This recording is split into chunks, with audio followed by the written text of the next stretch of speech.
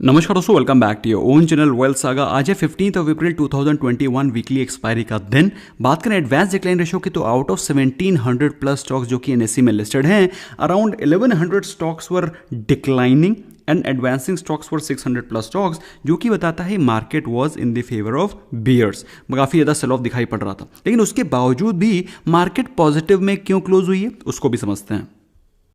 दोस्तों, जो ज़्यादा स्टॉक्स डिक्लाइन कर रहे थे, जहां पर सेल ऑफ आपको दिखाई पड़ रहा था, वो मेजरली थे from mid cap and small cap indices, जिसकी वजह से आपको वहां पर गिरावट दिखाई पड़ रही थी। हाउएवर, अगर बात करें लार्ज कैप स्टॉक्स में, लार्ज कैप बंच की, तो वहां पर आपको फ्रेश बाइंग दिखाई पड़ रही थी, क्योंकि पिछले कई दिनों से वहां पर आपको गिरावट दिखाई पड़ रही थी। बात करें निफ्टी 50 की, तो निफ्टी 50 में 0.5% की जंप है, सेंसेक्स में 0.5% की जंप है, और निफ्टी बैंक में आपको 1% का जंप दिखाई पड़ा, क्योंकि पिछले 2-3 दिनों से वहां पर अच्छी खासे शॉर्ट्स कवर हो चुके थे। आज था वीकली एक्सपायरी का दिन और फाइनली वो सारे के सारे शॉर्ट्स कवर होने थे।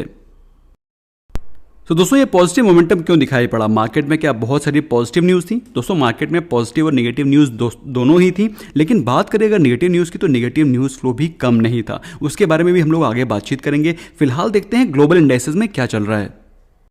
इंडियन मार्केट्स, आपको यूरोपियन मार्केट्स में भी माइल्ड सी पॉजिटिविटी दिखाई पड़ रही है। अराउंड 0.5% का जंप दिखाई पड़ रहा है। अगर बात करें यूरोपियन मार्केट्स की, एसजीएक्स निफ्टी के सेकंड ट्रेडिंग सेशन के बारे में बात करें, तो ऑलमोस्ट फ्लैट कारोबार होता हुआ दिखाई पड़ रहा है। दोस्तों, अगर आपने मॉर्निंग का अपडेट मेरा देखा होगा, तो मैंने आपको बताया था कि based on Nifty and SGX Nifty, आज के दिन ज़्यादा भारी गिरावट आपको एक्सपेक्ट नहीं करनी चाहिए थी, क्योंकि एसजीएक्स निफ्टी और निफ्टी में काफ़ी ज़्यादा वाइड गैप था। अगर आपने दोस्तों ये वीडियो नहीं देखा है मेरा आज का मॉर्निंग अपडेट का, यू मस्ट वॉच दैट।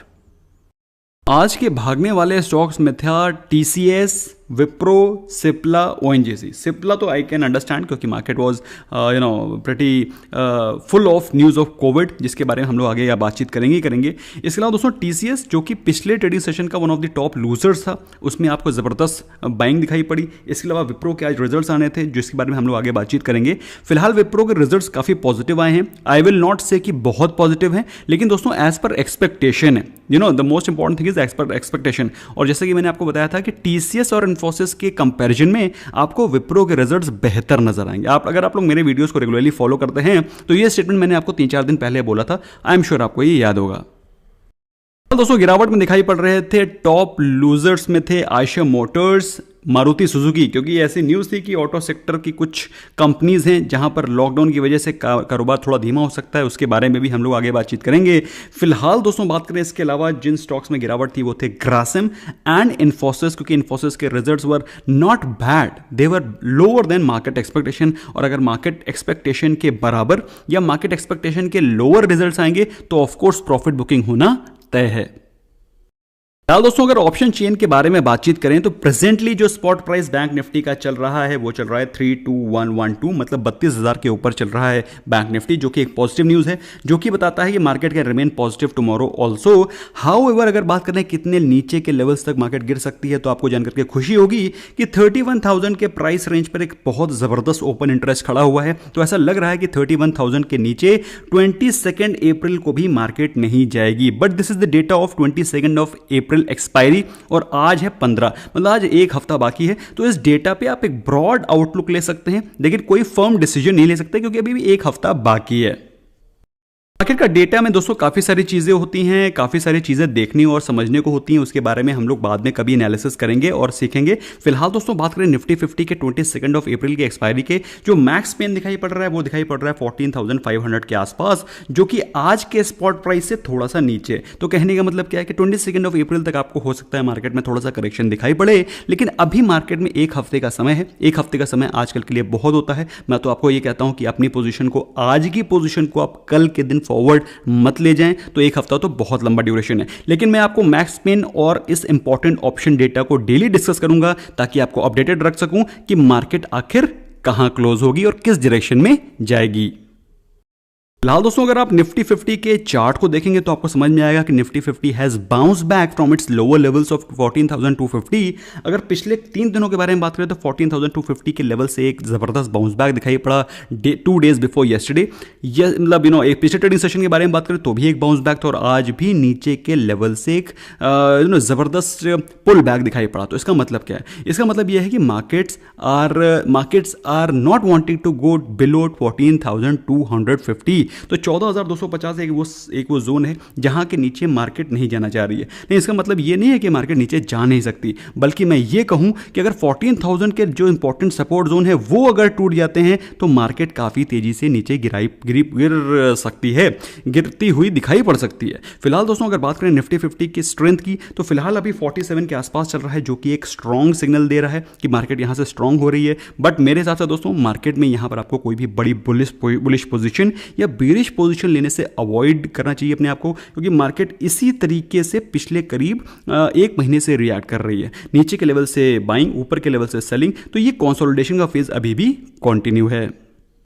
दोस्तों आज था एक्सपायरी का दिन, और एक्सपायरी का दिन बहुत ही ज़बरदस्त वॉलेटिलिटी थी मार्केट में। अगर आप आज के इंट्राडे चार्ट के बारे में बात करें तो इनिशियल 15 मिनट्स में आपको एक बार ऐसा लगा कि मार्केट में पॉजिटिव मोमेंटम रहेगा, और मार्केट ओपन भी पॉजिटिव हुई और पॉजिटिव मोमेंटम के साथ कारोबार भी शुरू हुआ इनिशियल 15 मिनट्स में। लेकिन unfortunately the very second candle, that is अगले आने वाले आधे पौन घंटे, अराउंड 1 आवर, मार्केट में अच्छी खासी सेल ऑफ दिखाई पड़ी। तो जिन लोगों ने बुलिश पोजीशन ले रखी होगी पिछले ट्रेडिंग सेशन में या फिर आज मॉर्निंग में, उनका स्टॉप लॉस हिट हुआ होगा। तो that was not a very easy trading day. अगर बात करें डे एंड की, तो बीच में मार्केट में कंसोलिडेशन आया, जिसकी वजह से प्रीमियम डीके काफी ज्यादा तेज हो रहा था। तो हम लोगों ने दोस्तों मॉर्निंग में एक ही ट्रेड लिया, जिसमें कि बहुत ही शॉर्ट प्रॉफिट से हम लोग निकल आए। उसके बाद हम लोगों ने आज कोई भी निफ्टी या बैंक निफ्टी में ट्रेड नहीं लिया।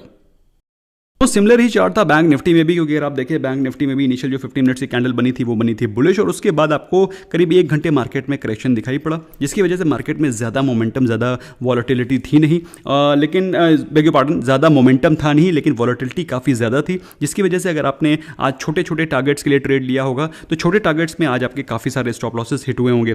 फिलहाल अगर आप बात करें आज के हाई की, तो मार्केट ने आज का हाई तोड़ने में नाकामयाब हुई थी। एक रेजिस्टेंस फेस किया मार्केट ने। अगर बाई चांस इस रेजिस्टेंस को तोड़ती, जो कि था अराउंड 21,150, तो आज अच्छा खासा अप मूव दिखाई पड़ सकता था। बट अनफॉर्चुनेटली मार्केट क्लोज हुआ है 32,150 के आसपास, जो कि आज का हाई था। और कल के दिन अगर मार्केट पॉजिटिव रहती है तो आपको एक अच्छा खासा बाउंस बैक भी दिखाई पड़ सकता है। फिलहाल दोस्तों आज के बारे में बात करें जहां पर गुड न्यूज़ की बातचीत हो रही हो, तो सबसे पहली न्यूज़ तो थी फ्रॉम दिल्ली, जहां पर एक्सपेक्टेड था कि हो सकता है मार्केट में एक वीक के लिए या कुछ वीक्स के लिए एक लॉकडाउन इम्पोज किया जाए। बट थैंकफुली वीकली कर्फ्यू ना लगाने की वजह से, ना लगाने पर, बल्कि वहां पर वीकेंड कर्फ्यू लगाया गया। वीकेंड मतलब सिर्फ वीकेंड में ही कर्फ्यू लगेगा, पूरे वीक में इस प्रकार का कोई भी लॉकडाउन या फिर कर्फ्यू इम्पोज नहीं किया गया है, जिसको मार्केट ने आज थोड़ा सा पॉजिटिवली लिया, और आपको at the end of the day आपको थोड़ा सा पॉजिटिव मोमेंटम दिखाई पड़ा। बात करें विप्रो के क्वार्टर 4 रिजल्ट्स की, तो विप्रो के क्वार्टर 4 के रिजल्ट्स में प्रॉफिट फ्लैट आया है। लेकिन दोस्तों जिस प्रकार का अगर आप देखें इन्फोसिस में, जिस प्रकार का आप देखें टीसीएस में प्रॉफिट आया है, उसमें आपको डेंट दिखाई पड़ा है। लेकिन विप्रो के प्रॉफिट फ्लैट आए हैं, which is better than what market expected. Revenue में दोस्तों टीसीएस और इन्फोसिस की 1-2% का जंप आया था। फिलहाल अगर विप्रो के बारे में बात करें तो 4% का जंप है रेवेन्यू में, विच इज पॉजिटिव साइन। इसके अलावा दोस्तों हम लोगों ने एक स्टॉक ऑप्शन ट्रेड किया था कैडिला का, जिसमें कि न्यूज़ थी कि Cadila Health will double its remdesivir production due to rise in demand and rise of COVID cases, जिसकी वजह से आज कैडिला में आपको अच्छा खासा अप मूव भी दिखाई पड़ा था। इसके अलावा दोस्तों गवर्नमेंट ने शुगर कंपनीज के लिए एक बहुत ही इंपॉर्टेंट मैसेज दिया है, जिसमें कि उन्होंने एक्सपोर्ट्स को बढ़ावा दिया है, और जिसकी वजह से आज शुगर स्टॉक्स भी अच्छा खासा जंप करते हुए दिखाई पड़ रहे थे। हम लोग ने EID पैरी को भी ट्रेड किया था, और उसमें अच्छा खासा अप मूव भी दिखाई पड़ा था।